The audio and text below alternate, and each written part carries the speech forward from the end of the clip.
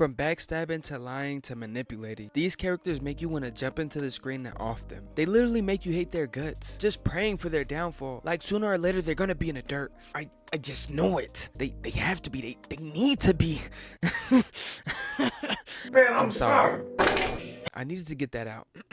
Anyway, as I was saying, the characters who need to be punished for their misdeeds and crimes. It's been plenty of times where the villains made sense, and then there are times where they're just completely out of their mind, saying I do it for justice, meanwhile they slaying half the entire population just because somebody stole a piece of candy from them when they were younger. But the ones I dislike the most are the good villains. Not like good, kind-hearted ones, I mean the ones who are actually good at being bad. Like you didn't have to manipulate this person into thinking you were good, the main character by the way, and then using them for your personal gain. I'm talking about Rachel from Tower of God. In unison we say fuck that bitch. In the beginning there was like, nah I'm kidding, but I mean bam, some random Rachel ran into. That was true. She showed my boy the world, well not literally, just the cave my nigga was in, which no one knows how he got there. She taught my nigga Bam about kindness and taught him how to act. Taught my man she wanted to see the stars on the roof and left him like he was a broke ass nigga. Then Bam was like, man fuck that, we together real bad. Bro said I'ma chase you. My brother, we don't chase. Only thing we chase is that bat type shit. Anyway, bro made his way to the tower entrance and a dude guarding the gate was like, nigga, you from the trenches, and gave him an impossible side quest. And Bam's knight in white armor showed up trying to throw that shit back on Bam, and he was like, oh hell no. The princess lended him her sword, and to sum it up, bro passed and got into the tower.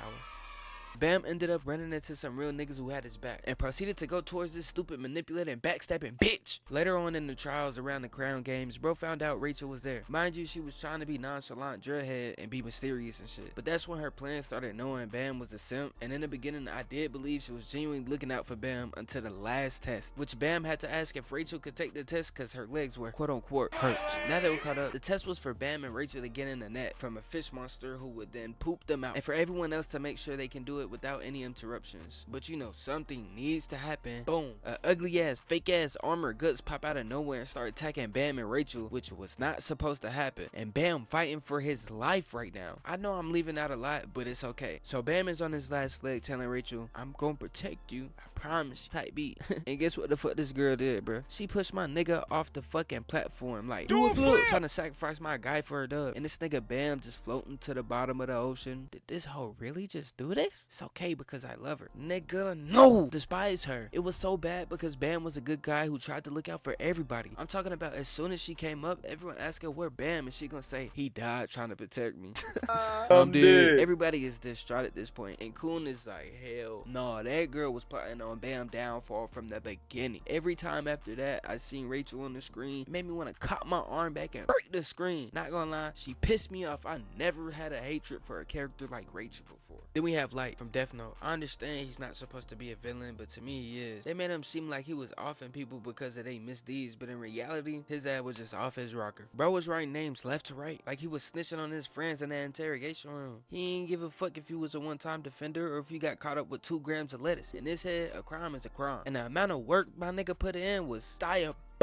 Bro made it his life mission to get criminals off the street, and not only that, he joined the special police force and was helping search for himself. Not gonna lie, he needed to be searching for himself a different way. He was the literal definition of lost in the sauce. He went to extreme heights just to not get caught up. Bro was edging to the fact that he was manipulating people. Not gonna lie, bro probably could have been the world's #1 detective or even a lawyer. Once he found that Death Note, it was game over. For criminals, that is. Oh wait, I forgot the people who almost blew his cover too. Matter of fact, after a while, bro started to unalive his companions as well. All that killing has to mess with your brain somehow. Not that I would know.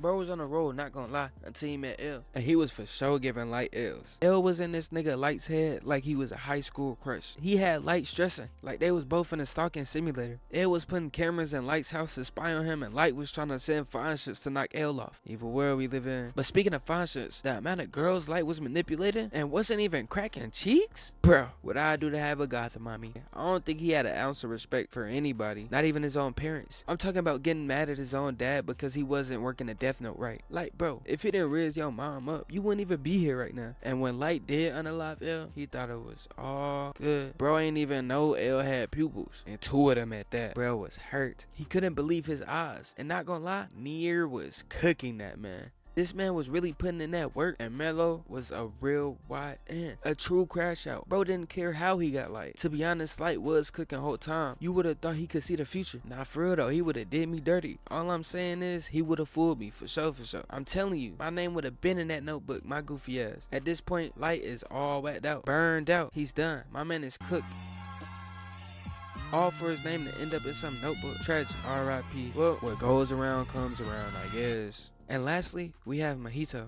Almost threw up saying that nigga name. Every time he had screen time, he was always on BT. Tell me why when he first showed up the first time, it was up and it was stuck there. Yuji and Nanami was moving like gang members trying to jump Mahito in the game. Now that I think about it, do you even breathe while getting jumped like that? That nigga cannot believe what was happening. It's like those videos you see where somebody get hit and they think they being jumped and then run away. But the only thing is that he was indeed getting jumped. But it was a valid crash out on Yuji's part. Cause how you gonna send someone my way and try and knock me off? We didn't become cool and you turn my boy into whatever the hell that is. You couldn't make my boy handsome. How you gonna get the spirit huzz? He's like that little brother that just do small things to piss you off. Like just saying anything that nobody ever asked about or wondered about. Like bro, he was a master manipulator. He was all in their head. All they can think about. And he was playing around. He was one of those friends that you cannot be in class with cause he gonna make you laugh the whole time. Always giggling and shit, bro. But not only that, bro was always throwing hands. And the many times he stood on business, like this nigga was making $1 million deals. Straight business. I could tell you the bodies he has,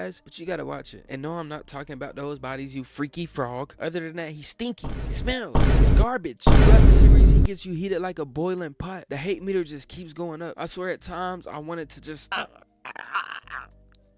And towards the end, he got to show his true colors. Man, oh man, was I hurt. My chest was in pain. He took 2 people I cared about and played with them in my face. Until my nigga Yuji said, "You right, we the same twin," and just started haunting this nigga down, literally. That shit turned into a nightmare on Elm Street real fast. Yuji right then turned from a chill guy to a true crash out. The way he stared him down was hard. And when Yuji cocked his hand back and said, "Domain expansion, infinite grass." Yeah. Go outside and go touch some grass, kid.